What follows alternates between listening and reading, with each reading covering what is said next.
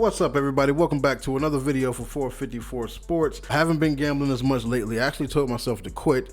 Tried to quit cold turkey, couldn't do it. That's the addiction.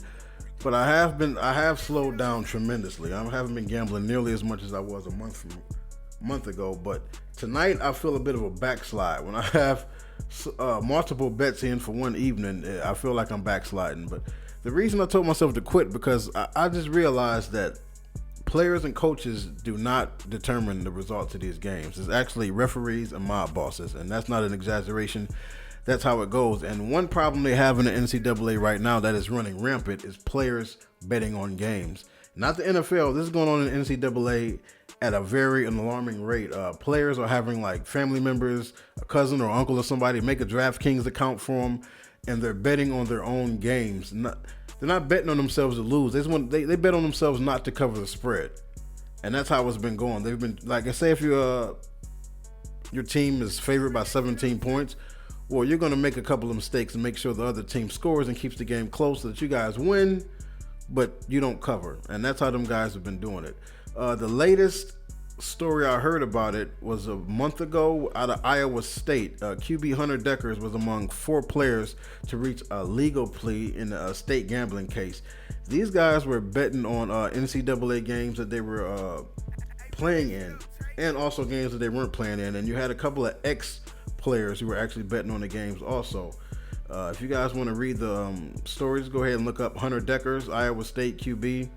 You can look up the story yourself, but this here is a very, very, very big thing going on in the NCAA right now. So be careful betting on these games because it's not going. A lot of these games aren't going the way they're supposed to, and we're wondering why. And it's DraftKings, it's FanDuel, it's all these MGM Sports, dude. So many ways for people to bet on games anonymously that it's kind of hard to stop these players from betting on their own games because for every 4 that you caught, they got, let's see, they're among 4 players here. There's about 25 players you didn't catch. There's no telling which team and on what games this is being done on. So guys, just be careful. Tonight, let's see, this is the one I just put in most recently. Right, you see it right there. Actually, I put that one in about 10 minutes ago. Okay, New Mexico State is playing UTEP. UTEP is terrible, like extremely terrible. Even on the road, New Mexico State is favored, and I'm going to go ahead, and I'm not messing with any point spreads right now because they're too easy to manipulate, so I'm picking winners. I'm going to roll with both favorites tonight. There's 2 college games on tonight. I'm just going to take both favorites. Sam Houston and Florida International are playing, and these are 2 terrible teams.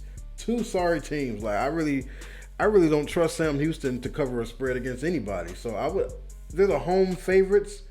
And I kind of don't even trust them for that, but sometimes you got to go ahead and risk it for the biscuit. I'm wagering $33.69, and I'm trying to get back $166.99. I'm going to mix college and NFL. Now, on tomorrow night's game, the actual line for the Jaguars and New Orleans game for the Thursday Night Football is 1. I think Jags are favored by 1 on the road to New Orleans. I pushed the line all the way up to them getting 10 points just to give myself that much extra cushion because I really don't trust teams to cover point spreads anymore. I'm like, after reading all the things I've read about sports betting scandals, I'm just scared to bet with any point spreads now. It's really not about winning and losing. It's about covering the spread, and people are getting great at manipulating that. Now, I'm going to take Jags plus 10 because that seems like the safest bet I can make. If I could have gave him 15, I would have.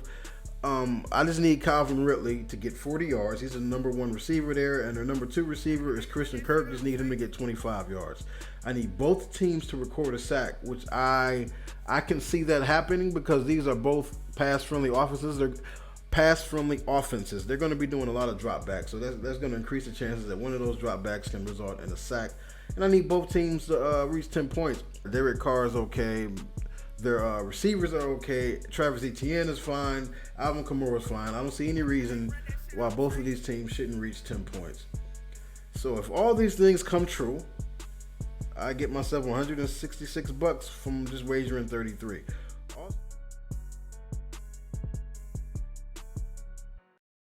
Think you'll come again.